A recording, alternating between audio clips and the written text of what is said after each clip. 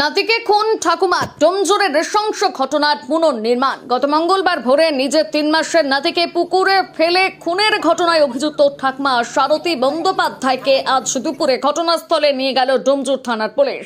কঠোর পুলিশি নিরাপত্তা এবং রাফের ঘেরাটোপে নৃশংস হত্যাকাণ্ডের পুনর্নির্মাণ করা হয়। পুতুল দিয়ে দেখালেন খুনের পদ্ধতি। পুলিশ সূত্রে খবর, অভিযুক্ত ঠাকুমাকে তার বাড়ি থেকে পুকুর পর্যন্ত নিয়ে যাওয়া হয়। এই সময় তার কোলে ছিল একটা বড় আকারের পুতুল, যা দিয়ে সে 3 মাসের নাতিকে খুনের প্রক্রিয়াটি পুলিশকে দেখায়। ধৃত সারথী বন্দ্যোপাধ্যায় পুলিশকে জানায় যে কিভাবে প্রথমে এসে ঘুমন্ত নাতিকে গলা টিপে খুন করে এবং তারপর তাকে বাড়ির সামনের পুকুরে ফেলে দেয়। পুলিশের পক্ষ থেকে গোটা পুনর্নির্মাণ প্রক্রিয়াটি ভিডিও ক্যামেরায় বন্দী করা হয়েছে। গত মঙ্গলবার ভোরবেলায় ডোমজুরের সলপীডাঙ্গার এই মর্মান্তিক ঘটনাটি ঘটে। দফায় দফায় জিজ্ঞাসাবাদের পর পুলিশ অভিযুক্ত ঠাকুমাকে গ্রেপ্তার করে। বুধবার তাকে হাওড়া আদালতে তোলা হলে বিচারক 5 দিনের পুলিশি হেফাজতের নির্দেশ দেন। প্রাথমিক তদন্তে পুলিশ জানতে পেরেছে অভিযুক্ত ঠাকুমার সঙ্গে আর বৌমার বনিবনা না হওয়াতে আক্রোশবশতই ভয়াবহ কাণ্ড ঘটিয়েছে। এই পৈশাচিক ঘটনা স্তম্ভিত এলাকার সাধারণ মানুষ।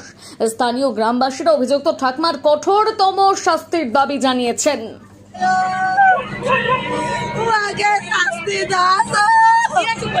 আমি যে 1 মাস পিজিতে ছিলাম না গায়ে না যায় গো, আমি ছোটকুনটা যে বড় করলাম।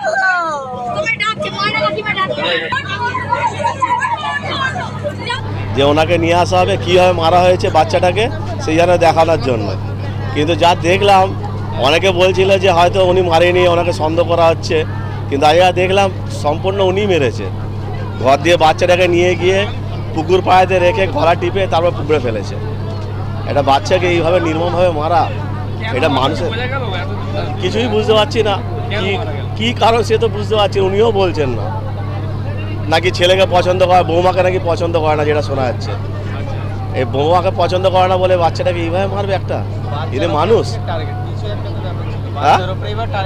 বাচ্চা মানে কি ওর মাকে দেখে না, বলছে নাকি দেখে না। আমার যেটা খবর আছে, এই আমরা নিজেরা দেখি যে এই একটাই ছেলে যে ওকে দেখে, আর একটা ছেলে রয়েছে, দাদা রয়েছে, তাকে কিন্তু একবারও দেখে না, মাকে একটুও দেখে না। তার 2টো ছেলে, আবার যে দাদা রয়েছে তার 2টো ছেলে, সে নাকি ঘরেও ঢুকতে দেয় না।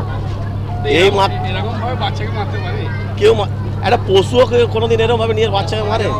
আপনারা দেখুন না, এটা পশুর দিয়েও নৃশংস। এদের কী বলা যায়, এর একটাই উপায়, এর ফাঁসি, আর কিচ্ছু না।